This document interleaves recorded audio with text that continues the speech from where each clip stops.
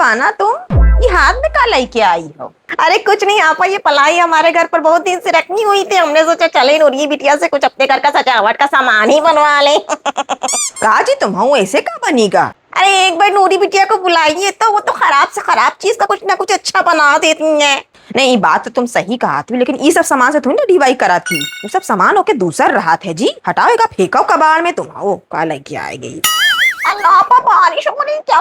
कपड़े डाल के आई थी छत पे, चलिए चल रही हम फिर आएंगे इंशाल्लाह। हाँ अभी सारे कपड़े हमारे भीग जाएंगे। कस सबाना? हाँ पा। वो पलाई का लेके कहाँ जा रही तुम? हिया रख दो, सुबह कबाड़ वाला आएगा हम उका उठा के दे दे भाई। अरे हमको लगा कहीं आपको बुरा ना लगे, इसीलिए हम यहाँ नहीं रख रहे थे। कहा जी तुम हो कैसी बात करा थी? तुम देव हम देव बात एक है भाई। ठीक है चलिए रख देते हैं, कपड़े भीग जाएंगे। अल्लाह हाफिज। चलिए इसे सबन्या चीज बड़ी अच्छी लाई है, नूरी का दिखावे तो कुछ ना कुछ बना ही लई है। ये क्या अम्मी? पलाई है बिटिया। अच्छा इस सबन्या लेके आई रही, कहत रहे कि ऐसे कुछ बन सका है नूरी बिटिया से तो बनवा ली। हम कहा उसे ऐसे का बन सका थे, तुम हो हम उसे फेंकवा दिया। चुप्पे से हम उठा के ले आवा, अब लो ऐसे जौन चीज बनाए बनाए लियो तुम। अरे तो आपने उनको मना क्यों किया? हम बना देते ना उनके लिए। तुम पागल अगल हो का? दूसर के लिए इतना मेहनत करबो? चलिए ठीक है अम्मी, हम इसका कुछ बना तो देंगे, लेकिन बनाने के बाद हम इसे वापस शबाना आंटी को सरप्राइज दे देंगे। का? ले जा बनाओ। तो चलिए इस MDF बोर्ड से बनाते हैं एक super unique moon wall clock. तो सबसे पहले मैंने एक राउंड ग्लास टॉप लिया और उसे MDF बोर्ड के ऊपर रखकर उसका परफेक्ट सर्कल ड्रॉ कर लिया। और इसको कट करने के लिए हम यूज करने वाले हैं अपनी ये जिक्सॉ मशीन। इसमें पहले मैंने ब्लेड को फिट किया, मशीन को प्रॉपर चेक किया, देन सर्कल कट करना स्टार्ट कर दिया। वैसे अगर आपको DIY प्रोजेक्ट्स करना पसंद है तो एक जिक्सॉ मशीन आप अपने घर पर जरूर रखें। ये बहुत ही यूजफुल टूल है एंड इसकी हेल्प से आप MDF board, plywood, even hard वाले जो कार्डबोर्ड बॉक्स होते हैं ना, उसको भी बहुत ही आसानी से कट कर सकते हैं। अब मैंने स्केल की हेल्प से पहले एक लाइन ड्रॉ की, देन दूसरी लाइन ड्रॉ करके एग्जैक्ट सेंटर पॉइंट निकाल लिया, देन ड्रिल मशीन की हेल्प से पहले होल बना लिया, फिर उसी होल में जिक्सॉ मशीन का ब्लेड डालकर आराम से स्क्वायर शेप कट कर लिया। तो भाई यहाँ तक तो सब परफेक्ट था, लेकिन अगले ही स्टेप में एक ऐसी प्रॉब्लम हुई जिससे मुझे बिल्कुल उम्मीद नहीं थी। देखते रहिए आगे बताती हूँ। लेकिन उससे पहले आप देख सकते हैं कटिंग की वजह से पूरा वर्क स्पेस मेसी हो गया था और मेरा एक रूल है पहले सफाई फिर DIY, इसलिए मैंने सबसे पहले सब कुछ अच्छे से क्लीन किया, फिर अगले स्टेप की शुरुआत की। तो भाई अब मिलिए हमारे 5 रुपए वाले हीरो से। लेकिन हीरो बनने से पहले इसकी धुलाई तो बनती है, तो पहले इसे अच्छी तरह से साफ कर लेते हैं और फिर बताते हैं इसका क्या कमाल होने वाला है। हमारा 5 रुपए वाला हीरो पूरी तरह फ्रेश होकर वापस आ गया और अब मुझे इसके एक्स्ट्रा किनारों को कट करके निकालना था। तो भाई मैंने बड़े कॉन्फिडेंस से सीजर उठा लिया और सोचा बहुत ही आसानी से हम इसको कट कर लेंगे। लेकिन भाई साहब हमारे हीरो ने भी आसानी से हार मानने का नाम ही नहीं लिया। मुझे समझ नहीं आ रहा था कि इसको कट करना मेरे लिए इतना मुश्किल क्यों हो रहा है। फिर बाद में मुझे पता चला कि इसके अंदर एक वायर डला हुआ है। तो कटर की हेल्प से वायर को कट करने के बाद एक्स्ट्रा वाला जो पार्ट था उसको सीजर की हेल्प से कट करके निकाल दिया। तो देखें अब ये काम आपको वीडियो में जितना आसान दिख रहा है उतना मेरे लिए था नहीं। आधा घंटा लग गया था इस प्रोसेस को कंप्लीट करने में। तो चलिए भाई अब देखते हैं हमारा ये 5 रुपए वाला हीरो इस DIY में कैसे फिट बैठता है। मैंने MDF बोर्ड का सर्कल उठाया, उसे टायर के अंदर परफेक्टली सेट किया और फिर स्टेपलर मशीन की हेल्प से चारों तरफ से अच्छे से अटैच कर दिया। तो अभी शायद आपको समझ नहीं आ रहा होगा कि ये टायर आखिर मैंने क्यों लगाया। बस थोड़ा सा वेट कीजिए, आगे इसका कमाल खुद ही दिख जाएगा। अब मैंने क्लॉक मशीन को उठाकर एक बार चेक किया, तभी अचानक इसका फ्रंट रिंग आसानी से निकल गया। याद है मैंने कहा था कि इस स्टेप पर मेरे साथ एक प्रॉब्लम हुई थी, तो यही थी वो प्रॉब्लम। एंड एक पल के लिए तो लगा अब दोबारा से ये MDF बोर्ड कहाँ से लाएं, ये तो पहले से ही कट हो चुका है। लेकिन हम ठहरे जुगाड़ू क्रिएटर इतनी आसानी से हार मानने वाले नहीं। तो मेरे पास सर्कल शेप में कटा हुआ एक सॉलिड कार्डबोर्ड रखा हुआ था। क्लॉक मशीन के हिसाब से उसकी मार्किंग की, कट किया, देन कार्डबोर्ड की ऊपर वाली पेपर लेयर को निकाला ताकि अंदर वाला रफ पार्ट मिल जाए, एंड देन इसके बैक साइड पर अच्छी तरह से फेविकॉल लगाया और MDF बोर्ड पर चिपका दिया। तो इतनी मेहनत के बाद मैंने यही ब्रेक लिया और अगले दिन फिर से नई एनर्जी के साथ DIY शुरू किया। चलिए सबसे पहले इसके सेंटर पर लगाएंगे ये क्लॉक मशीन का फ्रेम और अब बारी है मून टेक्सचर बनाने की। इसके लिए मैंने POP पीओपी में थोड़ा सा पानी मिलाकर एक थिक पेस्ट तैयार कर लिया। फिर इस पेस्ट को MDF बोर्ड पर थोड़ा थोड़ा करके लगाया और अच्छे से पूरे सरफेस पर इवनली स्प्रेड कर लिया। अब मून जैसा रफ टेक्सचर देने के लिए मैंने एक स्पॉन्ज लिया और पूरे सरफेस पर हल्के हल्के डैब करने लगी, जिससे एक नेचुरल टेक्सचर बनना शुरू हो गया।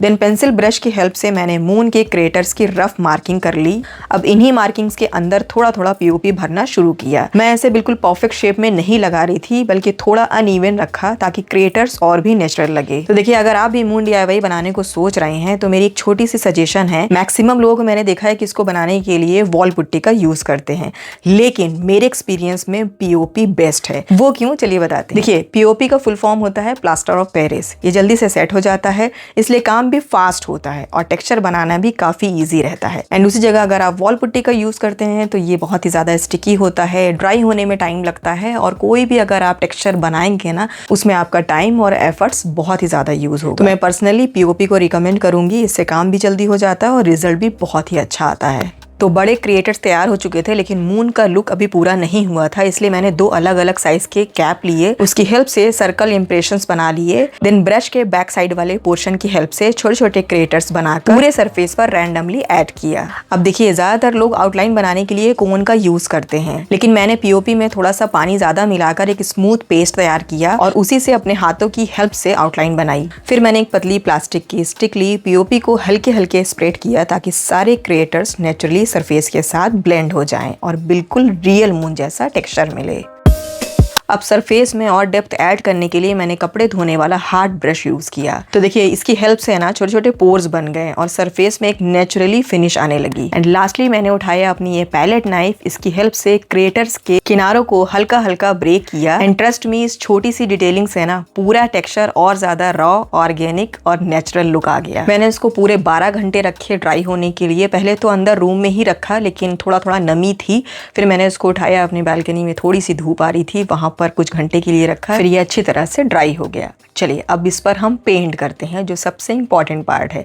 तो इस पर हम वॉल पेंट का यूज करने वाले हैं। थोड़ा सा मैंने व्हाइट पेंट लिया, पानी डाला और ब्लैक कलर ऐड किया और इस तरह से मैंने लाइट ग्रे शेड बना लिया। अब इसको पूरा पेंट कर लेंगे। फिर मैंने ब्रश पर हल्का सा ब्लैक कलर लिया और कुछ जगहों पर सॉफ्ट शेडिंग कर दी, जिससे कि सरफेस पर लाइट और शेडो का इफेक्ट आने लगे। इतना काम हो जाने के बाद बाकी काम मैंने नेक्स्ट डे किया। अच्छी तरह से ड्राई हो जाने के बाद फिर मैंने थोड़ा सा ब्राउन कलर लिया, स्पॉन्ज की हेल्प से कहीं कहीं पर शेड देना स्टार्ट किया। ब्राउन शेड देने के बाद फिर मैंने उसी स्पॉन्ज में ब्लैक कलर हल्का सा लगाया और फिर सारे क्रिएटर्स को हाईलाइट किया। देखिए दोस्तों, मून का टेक्सचर बनाना जितना जरूरी है, उससे भी ज्यादा इंपॉर्टेंट उसकी पेंटिंग होती है।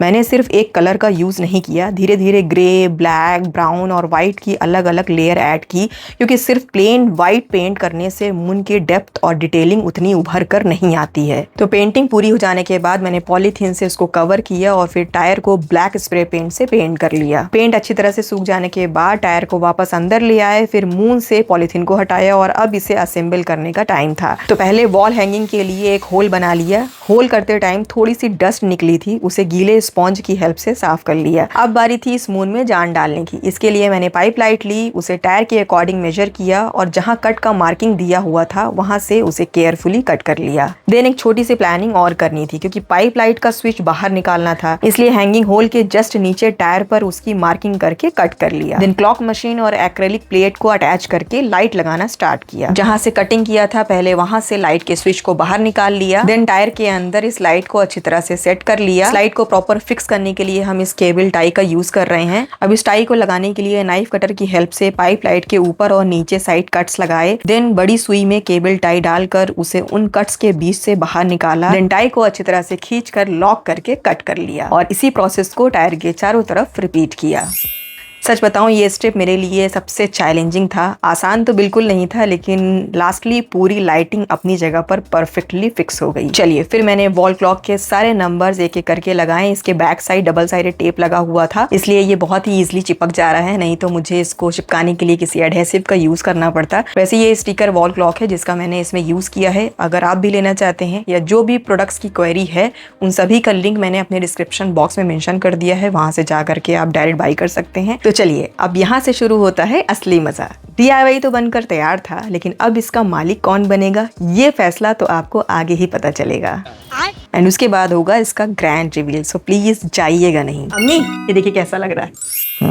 ये तो बहुत अच्छा लगा था बिटिया। घड़ी बनाया का? चांद के साथ हमने घड़ी बनाया है, ध्यान से देखिए। अच्छा चांद है, ये तो एकदम असली के लगत है। और पता है इसमें लाइट भी जलती है। तो जलाए के दिखाओ। अच्छा रहा दो का जब टांगे हो ना तभी हमका जलाए के दिखाओ। और कैसे बनाई बिटिया तुम्हें जो शबाना आंटी ने आपको दिया था? कहा रहा ना हम देखा तुम कुछ बना डलबो। चलो भैया शुक्र एक याद में ना, नहीं तो ये सबनिया का दे वाली रही। और कहाँ टंगबे का तुम? अरे अम्मी इसको हम टाएंगे थोड़ी ना, शबाना आंटी को कॉल कर दिया, वो आई रही होंगी, उनको देना है ना। का पगलानी हो का तुम? या किससे मार हूँ का पता चल जाई हम कबाड़ समझ के फिकवा दिया रहा हमारा पोल खुलवाबो का। ये तो वही पलाई की बात हो रही है जो आपा ने हमसे कबाड़ कह के फिकवा दिया था। क्या अम्मी आप भी, हमने आपसे पहले ही बोल कर रखा था कि उनकी चीजें हम उन्हीं के लिए ही बनाएंगे। तो अच्छा ये बात है, चलो जरा अंदर चल के देखते हैं। अरे आपा किस कबाड़ की बात हो रही है? अरे आंटी उसी कबाड़ की बात हो रही है जो आपने अम्मी को दिया था, और उस कबाड़ से देखिए हमने ये बनाया आपके लिए। अच्छा खत्म, bye bye, tata, goodbye, गया। आपा आप हाँ जी तुम आओ, तुमका का लगा? हाँ हम तुमको सरप्राइज नहीं दे सकित? अरे हम तुम्हारे लिए बनवावा है, सरप्राइज दे के रहा ना, यही सही सब नौटंकी फैलावा रहा। ले ले जाओ ऐस करो। तो अच्छा माँ पतो तुम्हारे लिए डीवाई बना दी से। अरे आप भी बड़ी मजाकिया है। वैसे बिटिया ने बनाया बहुत आलीशान। चलिए हम अपने घर ले जा रहे हैं। मजा किया है, चलिए आइए। इतना मेहनत से हमारे पतो बनाई, ले गई उठाई के। अच्छा हुआ शबाना आंटी के जाने से पहले मैंने इसका फाइनल लुक रिकॉर्ड कर लिया था, वरना आप लोग तो बस कहानी ही सुनते रह जाते। और ये रहा हमारा DIY मून वॉल क्लॉक। जैसा मैंने सोचा था उससे कहीं ज्यादा ये अच्छा बनकर आया है। वैसे मैं अपनी तारीफ क्यों कर रही हूँ यार, खुद से तारीफ करना ये अच्छी बात नहीं होती। अब ये तो आप लोग मुझे कमेंट करके बताओगे ना कि आपको ये DIY कैसा लगा। पसंद आया हो तो आप भी इसे ज़रूर रिक्रिएट कीजिएगा। बाकी खूब सारे वीडियो पर लाइक दे दीजिए, वीडियो को शेयर कर दीजिए और मेरे चैनल को सब्सक्राइब कर लीजिए ताकि आपको और भी ऐसी इंटरेस्टिंग वीडियोस मिलती रहे। तो चलिए दोस्तों फिर मिलते हैं बहुत जल्द आप सभी से एक नए कॉन्सेप्ट आइडिया के साथ। तब तक के लिए आप सभी अपना ख्याल रखें। अल्लाह हाफिज़, बाय।